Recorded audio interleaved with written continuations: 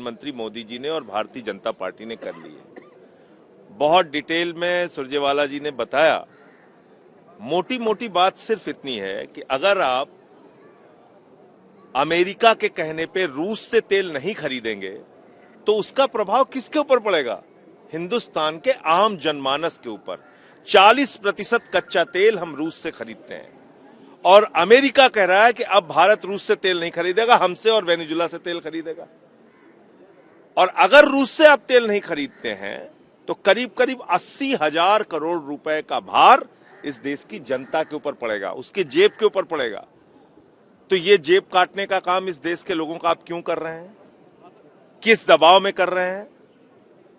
आपने agriculture sector के लिए हिंदुस्तान का बाजार अगर खोल दिया, जिसके लिए तारीफ कर रहे हैं वो लोग, खुलेआम कह रहे हैं वहां के एग्रीकल्चर सेक्रेटरी से लेके प्रेस सेक्रेटरी तक कि भाई हिंदुस्तान का बाजार खुल गया है अमेरिका के किसानों के लिए, तो देश का किसान तो बर्बाद हो जाएगा, क्योंकि उनको लाखों की सब्सिडी मिलती है। वो अपने उत्पादन जो कृषि उत्पाद है वो सस्ते में तैयार करते हैं, हिंदुस्तान के किसान को महंगा पड़ता है। तो ये सारे सवाल हैं जिसका कोई जवाब मंत्री जी ने आज सदन में नहीं दिया। हमसे कह रहे हैं कि नाचो, पूरा देश नाचो, लड्डू बांटो, जश्न मनाओ। किस बात का? क्योंकि भारत ने जीरो कर दिया है टैक्स।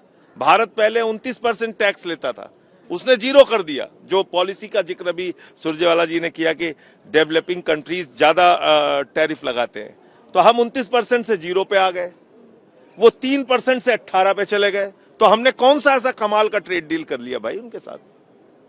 किस बात का जश्न मनवा रहे हो आप इस देश के लिए? तो ये जो तमाम सवाल हैं, इसका कोई जवाब आज मंत्री जी ने सदन में नहीं दिया और इसलिए हम लोगों का प्रोटेस्ट इस मुद्दे पर सड़क से सदन तक जारी रहेगा। जॉन ब्रिटास जी हैं सीपीएम के नेता। जैसे कि मैं सो रहा हूँ तो पिताजी को जगाना है मुझे, तो वो डायरेक्ट उठाने के बजाय, और हिंसा की परंपरा मेरे यहाँ नहीं थी सौभाग्य से, तो वो क्या करते थे कि उस कमरे में आ जाएंगे या बाहर से गुजरेंगे और चौपाई बोलेंगे, प्रात काल उठ गए रघुनाथा मात पिता गुरु नावई माता। कभी कभी मैं गुस्से में उठ करके अरे पापा चरण स्पर्श किया और सो गया। मैंने कहा अब मत उठाना।